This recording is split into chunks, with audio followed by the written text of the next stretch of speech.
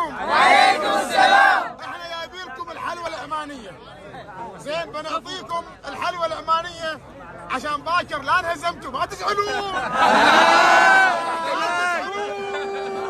لا لا ما له شغل، هذه ضيافه هالعمان.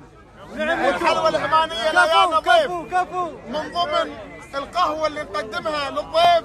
هي الحلوى العمانيه اللي تصنع في عمان من آلاف السنين، وانتم يا اهل العراق تستاهلوا الحلوى وتستاهلوا الخير كله. تفضلوا. استعدوا يا جماعه يا متابعيني في عمان، استعدوا تشوفون أمة لا إله إلا الله. اليوم العراق كلها يات للبصرة، اليوم ولك العراق كلها يات لشط البصرة. الحين على الشط، شوفوا شوفوا ما شاء الله تبارك الرحمن. عالم عالم، لسه تونا بس تونا ندخل الشط. شوفوا أمة لا إله إلا الله، شوفوا شوف. السلام عليك سيدي، حياك سيدي. ما شاء الله ما شاء الله.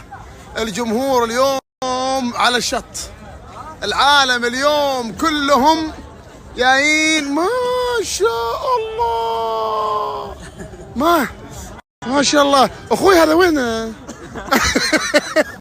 نعم. شلون تعيش؟ يا الله يا الله. انا طالع من الفندق اقول وين الناس؟ شوي بس مشينا 200 متر انصدمنا بأمة لا إله إلا الله. ما شاء الله تبارك الرحمن. يعني جمهور غفير. أنا أتوقع هذا مش البصرة وبس، كل أهل العراق اللي استطاع أن يجي للبصرة يجي للبصرة. فحقيقة هذا أكبر دعم للبطولة ولنجاح البطولة، وجود هذا الحشد الجماهيري الكبير.